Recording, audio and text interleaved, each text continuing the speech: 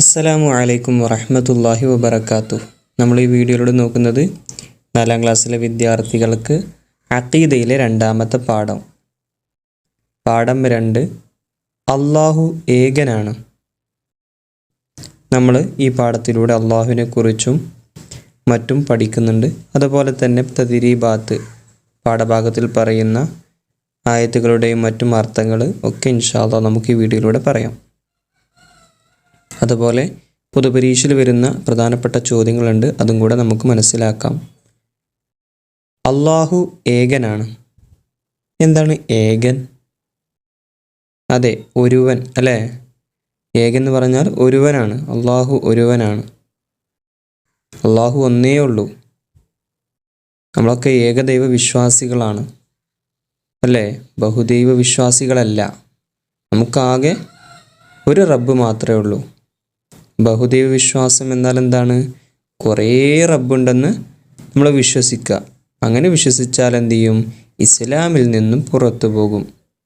നമുക്ക് ഒരു ദൈവം മാത്രം, നമുക്ക് അല്ലാഹു മാത്രമാണുള്ളത്. അപ്പോൾ അല്ലാഹു ഏകനാണ്. പൂത്തുലഞ്ഞു നിൽക്കുന്ന പൂങ്കാവനം നിങ്ങൾ കണ്ടിട്ടില്ലേ? പൂങ്കാവനോ? അതെന്താ? പൂന്തോട്ടം. അതാണ് ഇവിടെ ഉദ്ദേശം. പൂങ്കാവനം എന്ന് പറഞ്ഞാൽ പൂന്തോട്ടം. അപ്പോൾ പൂത്തുലഞ്ഞു നിൽക്കുന്ന പൂങ്കാവനം നിങ്ങൾ കണ്ടിട്ടില്ലേ? വിവിധ വർണ്ണങ്ങളിലുള്ള പൂക്കൾ. എന്തൊരു ഭംഗിയാണ് അവയെ കാണാൻ. പൂന്തോട്ടത്തിലേക്ക് നോക്കിയാൽ പലതരത്തിലുള്ള പൂക്കളുണ്ട്. അതുതന്നെ പലതരത്തിലുള്ള മണങ്ങളാണ്. കാണാൻ ഭംഗിയാണ്. പലതരത്തിലാണ് ഓരോന്നുള്ളത് അല്ലേ? ചെറിയ പൂക്കളുണ്ട്, വലിയ പൂക്കളുണ്ട്, മണമുള്ളതുണ്ട്, മണമില്ലാത്തതുണ്ട്, അങ്ങനെ പലതരത്തിലാണ്. ഒരേ വെള്ളവും വളവും ലഭിക്കുന്ന ചെമ്പരത്തിപ്പൂവിനു ചുമപ്പും, റോസാപ്പൂവിനു റോസ് വർണ്ണവും, മല്ലികപ്പൂവിനു മഞ്ഞ നിറവും നൽകിയതാരാണ്? ഈ 3 ചെടിക്കും ഒരേ വളമാണ് ഉപയോഗിക്കുന്നത്. എന്നിട്ടും ചെമ്പരത്തിപ്പൂവിന് ചുമപ്പ് നിറമാണ്, റോസാപ്പൂവിന് റോസ് നിറമാണ്, അതുപോലെ മല്ലികപ്പൂവിന് മഞ്ഞ നിറവുമാണ്. ഇതൊക്കെ ആരാണ് ഇങ്ങനെ നിറം കൊടുത്തത്? അതാരാണ്? അല്ലാഹു സുബ്ഹാനഹു വ തആല. കരയും കടലും പ്രവിശാലമായ ആകാശലോകങ്ങളും ഉൾക്കൊള്ളുന്ന ഈ പ്രപഞ്ചത്തെ സൃഷ്ടിച്ചത് ആരാണ്? നിങ്ങളൊന്ന് ഓർത്തു നോക്കിയേ. കരയിലും കടലിലും വെവ്വേറെ ജീവികളാണ് ജീവിക്കുന്നത്. ലോകം മുഴുവനും കടലായിരുന്നുവെങ്കിൽ നാം ഒക്കെ എങ്ങനെ ജീവിക്കും? അതല്ലെങ്കിൽ ഈ ലോകത്ത് കര മാത്രമാണെങ്കിൽ, കടലില്ലാതെ വെറും കരയാണെങ്കിൽ മത്സ്യങ്ങളൊക്കെ എവിടെ ജീവിക്കും? അതുപോലെ ആകാശം നിങ്ങൾ കണ്ടിട്ടില്ലേ? അതെങ്ങനെയാണ് ഉയർന്നു നിൽക്കുന്നത്? താഴെ വീഴാതെ ഇത്ര കൃത്യമായിട്ട് ആകാശം നിൽക്കുന്നത് എങ്ങനെയാണ്? അവനാണ് അല്ലാഹു. ആകാശങ്ങളെയും കടലിലെ ജീവികളെയും കരയും അതുപോലെ തന്നെ വിവിധ വർണ്ണങ്ങളില്ല പലതരം പൂക്കൾ, ഇതൊക്കെ സൃഷ്ടിച്ചത് അവനാണ്, അല്ലാഹു ആണ്. ചെറിയ കാര്യങ്ങൾ മുതൽ വലിയ കാര്യങ്ങൾ വരെ സൃഷ്ടിക്കുന്നതും നിയന്ത്രിക്കുന്നതും അവനാണ്. നിങ്ങൾ കണ്ടിട്ടില്ലേ ചെറിയ ചെറിയ ഉറുമ്പുകൾ? ആരാണ് ഈ ഉറുമ്പിന് ഭക്ഷണം കൊടുക്കുന്നത്? അല്ലാഹു സുബ്ഹാനഹു വ തആല. നിങ്ങളൊന്ന് ചിന്തിച്ചു നോക്കൂ. ആ ഉറുമ്പിൻ്റെ വായ നിങ്ങൾ കണ്ടിട്ടുണ്ടോ? അത്രക്കും ചെറിയ ആ വായ സൃഷ്ടിച്ചത് ആരാണ്? അല്ലാഹു സുബ്ഹാനഹു വ തആല. എന്നാൽ ഈ ലോകം സൃഷ്ടിച്ചതോ? അല്ലാഹു. അപ്പോൾ ചെറുതും വലുതുമൊക്കെ എല്ലാ സൃഷ്ടിപ്പും അല്ലാഹുവിൻ്റേതാണ്. അവൻ്റെ ഉദ്ദേശവും തീരുമാനവും അനുസരിച്ചു മാത്രമാണ് എല്ലാ കാര്യങ്ങളും നടക്കുന്നത്. അപ്പം അല്ലാഹു എന്താണ് ഉദ്ദേശിക്കുന്നത് അതാണ് ഈ ലോകത്ത് നടക്കുന്നത്. മഴ പെയ്യിപ്പിക്കണമെങ്കിൽ അല്ലാഹു ഉദ്ദേശിക്കണം. മഴ വേണ്ട എന്നുണ്ടെങ്കിൽ അല്ലാഹു ഉദ്ദേശിക്കണം. അങ്ങനെ എല്ലാത്തിനും, ജനിക്കുന്നതിനാണെങ്കിലും മരിക്കുന്നതിനാണെങ്കിലും ഭക്ഷണം കഴിക്കുന്നതിനാണെങ്കിൽ പോലും അല്ലാഹു വിചാരിച്ചാലേ നടക്കൂ. നമ്മളെക്കൊണ്ട് സ്വയം കഴിയുകയില്ല. കാരണം അല്ലാഹു തന്ന കഴിവാണ് നമുക്കുള്ളത്. അവൻ നൽകുന്നത് തടയാനോ അവൻ തടഞ്ഞത് നേടിക്കൊടുക്കാനോ ഒരാൾക്കും കഴിയുകയില്ല. അള്ളാഹു ഒരാളെ ഇന്ന സ്ഥലത്ത് വെച്ചുകൊണ്ട് ഒരാളെ മരിപ്പിക്കാൻ ഉദ്ദേശിച്ചാൽ അള്ളാഹു അവനെ അവിടെ എത്തിക്കും. അവിടുന്ന് തന്നെ എന്തു ചെയ്യും? അവൻ്റെ റൂഹിനെ പിടിക്കുകയും ചെയ്യും. അപ്പം അള്ളാഹു നൽകുന്നത് നമുക്ക് തടയാൻ കഴിയില്ല. അള്ളാഹു തടഞ്ഞത് നമുക്ക് കൊടുക്കാനും കഴിയില്ല. എല്ലാത്തിനും അള്ളാഹുവിൻ്റെ തീരുമാനമാണ്. എല്ലാവരും അവനെ ആശ്രയിക്കുന്നു, അല്ലേ? എല്ലാവരും അള്ളാഹുവിനെയാണ് ആശ്രയിച്ച് ജീവിക്കുന്നത്. അല്ലാതെ ഒരാൾക്കും ഒന്നിനുള്ള കഴിവ് സ്വന്തമായിട്ടില്ല. എല്ലാം നൽകുന്നത് അള്ളാഹുവാണ്. ഭക്ഷണമാണെങ്കിലും ജീവനാണെങ്കിലും ശ്വസിക്കുന്ന വായുവാണെങ്കിലും ഒക്കെ നൽകുന്നത് എല്ലാത്തിൻ്റെയും ഉടമ, എല്ലാത്തിൻ്റെയും അവകാശി അത് അല്ലാഹു സുബ്ഹാനഹു വ തആല മാത്രമാണ്. അവൻ ഒരു കാര്യത്തിലും ഒരാളെയും ആശ്രയിക്കുന്നില്ല. അള്ളാഹുവിന് വേറൊരാളെ ആശ്രയം വേണ്ട. അള്ളാഹു ഒരുവനല്ലേ. അള്ളാഹുവിന് മറ്റൊരാളുടെ ആശ്രയം വേണ്ട. അവൻ ദാത്തിലും സിഫാത്തിലും അഫ്ആലിലും ഏകനാണ്. അവന് തുല്യമായി യാതൊന്നുമില്ല. അള്ളാഹു ഒരുവനാണ്. അള്ളാഹുവിനെ പോലെ മറ്റൊരു ദൈവമുണ്ടെന്ന് വിശ്വസിക്കൽ പാടില്ല. അപ്പോൾ അള്ളാഹു ദാത്തിൽ ഒരുവനാണ്.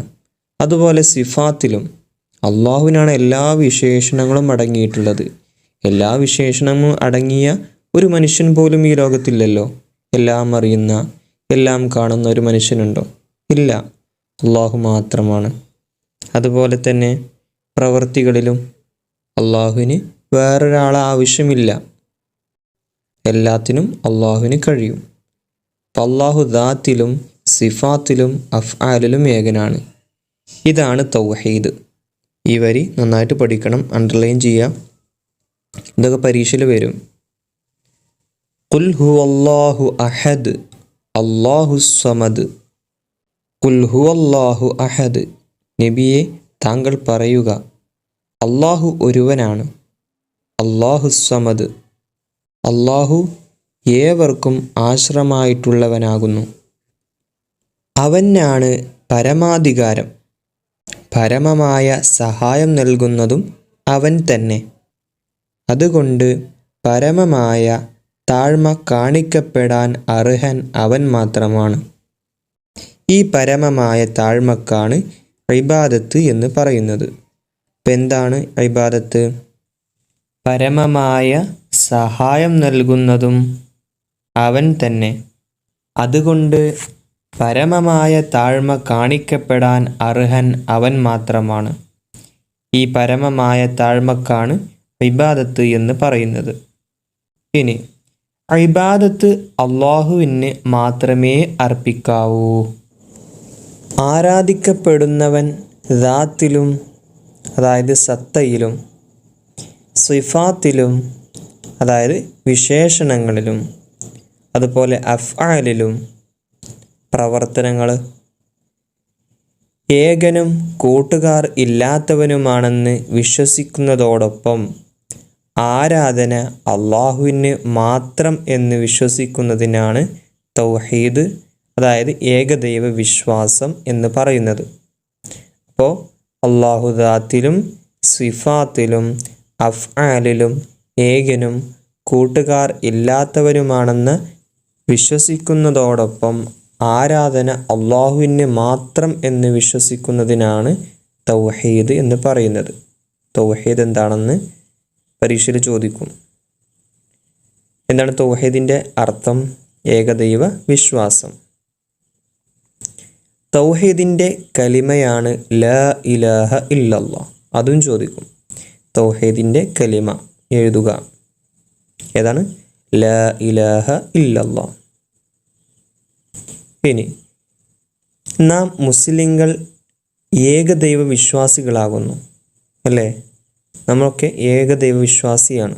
അള്ളാഹു മാത്രമാണ് നമ്മുടെ ദൈവം. നാം ഇബാദത്തിന് അർഹനായി വിശ്വസിക്കുന്നത് ഏകനായ അള്ളാഹുവിനെ മാത്രമാണ്, അല്ലേ? അംബിയാ, ഔലിയാ, ശുഹദാ തുടങ്ങിയവർ ഇബാദത്തിന് അർഹരാണെന്ന് നാം വിശ്വസിക്കുന്നില്ല, ഇല്ലല്ലോ. നമ്മളവിടെ പോയി സിയാറത്ത് ചെയ്യുന്നത് അവിടെ നിന്ന് ദുആ ചെയ്യുന്നത്, ഇതൊന്നും ശിർക്കാവുകയില്ല. അതിനാൽ അവരെ ആദരിക്കലും ബഹുമാനിക്കലും അവർ മുഖേന അള്ളാഹുവിനോട് സഹായം തേടലും ശിർക്കാവുകയില്ല. നമ്മളെന്ത് വിശ്വസിക്കുന്നില്ല?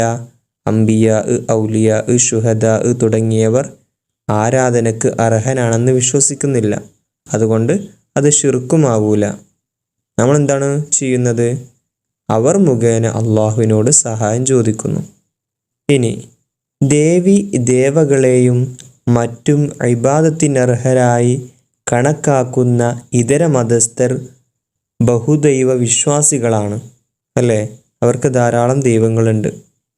തൗഹീദിൻ്റെ നേർവിപരീതമായ ഷിർക്ക്, അതായത് ബഹുദൈവ വിശ്വാസം അംഗീകരിച്ചവരാണവർ. അപ്പോൾ അവർക്ക് ധാരാളം ദൈവങ്ങളുണ്ട്. അപ്പോൾ നമ്മൾ ഏകദൈവ വിശ്വാസികളും അവർ ബഹുദൈവ വിശ്വാസികളുമാണ്. മറ്റെന്ത് പൊറുത്താലും ഷിർക്ക് അള്ളാഹു പൊറുക്കുകയില്ല. അള്ളാഹു ഷിർക്ക് ഒരിക്കലും പൊറുക്കില്ല. എന്താ ഷിർക്ക് എന്ന് പറഞ്ഞാൽ? അള്ളാഹു ദാത്തിലും സിഫാത്തിലും അഫ്ആലിലും മറ്റൊരാളുണ്ടെന്ന വിശ്വാസത്തിനാണ് ഷിർക്ക് എന്ന് പറയുന്നത്. ഇന്നല്ലാഹ ലാ യഗ്ഫിറു അൻ യുശ്റക ബിഹി വയഗ്ഫിറു മാ ദൂന ദാലിക ലിമൻ യശാ എന്ന് ഖുർആനിലൂടെ പറയുന്നുണ്ട്. എന്താ അതിൻ്റെ അർത്ഥം? അള്ളാഹു പരിശുദ്ധമാക്കപ്പെട്ട ഖുർആനിലൂടെ പറയുകയാണ്, തന്നോട് പങ്കു ചേർക്കപ്പെടുക എന്നത് അള്ളാഹു പൊറുക്കുകയില്ല. തീർച്ചയായും അതൊഴിച്ചുള്ളത് അവൻ ഉദ്ദേശിക്കുന്നവർക്ക് അവൻ പുറത്തു കൊടുക്കുന്നതാണ്.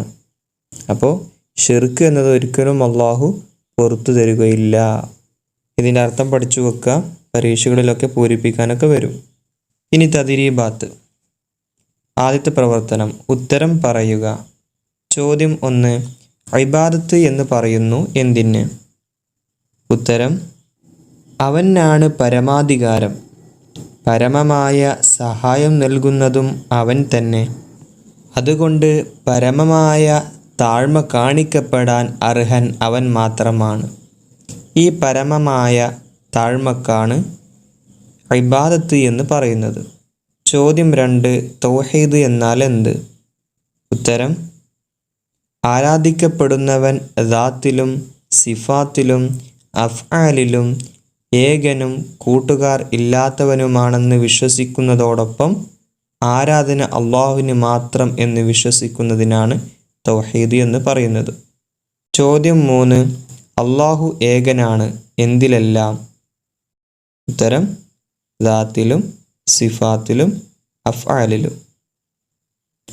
പ്രവർത്തനം 2, വ്യക്തമാക്കുക. 1, മറ്റെന്ത് പൊറുത്താലും അള്ളാഹു അത് പൊറുക്കുകയില്ല. ഏത്? ഉത്തരം, മറ്റെന്ത് പൊറുത്താലും ഷിർക്ക് അള്ളാഹു പൊറുക്കുകയില്ല. 2, തൗഹീദിൻ്റെ നേർവിപരീതം ഏതാണ്? ഷിർക്ക്. പ്രവർത്തനം 3, പൂരിപ്പിക്കുക. 1, ചെറിയ കാര്യങ്ങൾ ഡാഷ് അവനാണ്. ചെറിയ കാര്യങ്ങൾ മുതൽ വലിയ കാര്യങ്ങൾ വരെ സൃഷ്ടിക്കുന്നതും നിയന്ത്രിക്കുന്നതും അവനാണ്. 2, അവൻ നൽകുന്നത് ഡാഷ് കൊടുക്കാനോ ഡാഷ് കഴിയില്ല. അവൻ നൽകുന്നത് തടയാനോ അവൻ തടഞ്ഞത് നേടിക്കൊടുക്കാനോ ഒരാൾക്കും കഴിയുകയില്ല. 4, കാരണം പറയുക. അംബിയാ, ഔലിയാ, ശുഹദാ തുടങ്ങിയവർ മുഖേന അള്ളാഹുവിനോട് സഹായം തേടൽ ഷിർക്കല്ല. കാരണം എന്താ? നാം ഇബാദത്തിനായി അർഹനായി വിശ്വസിക്കുന്നത് ഏകനായ അള്ളാഹുവിനെ മാത്രമാണ്. 5, അർത്ഥം എഴുതുക. 1, തൗഹീദ് ഏകദൈവ വിശ്വാസം. 2, സിഫാത്ത് വിശേഷണങ്ങൾ. 3, അഫ്ആൽ പ്രവർത്തനങ്ങൾ. 4, ഷിർക്ക് ബഹുദൈവ വിശ്വാസം. പ്രവർത്തനം 6, താഴെ കൊടുത്തവയിൽ തൗഹീദിന് എതിരായ കാര്യങ്ങൾ കണ്ടെത്തി അടയാളപ്പെടുത്തുക. 1, ഖബറിനടുത്ത് ചെന്ന് അതിനകത്തുള്ളവർക്ക് വേണ്ടി പ്രാർത്ഥിക്കുന്നു. 2, വലിയ മുഖേന അള്ളാഹുവിനോട് പ്രാർത്ഥിക്കുന്നു. തെറ്റാണ്. 3, സൽക്കർമ്മങ്ങൾ ചെയ്തു അതിനെ മുൻനിർത്തി പ്രാർത്ഥിക്കുന്നു. തെറ്റാണ്.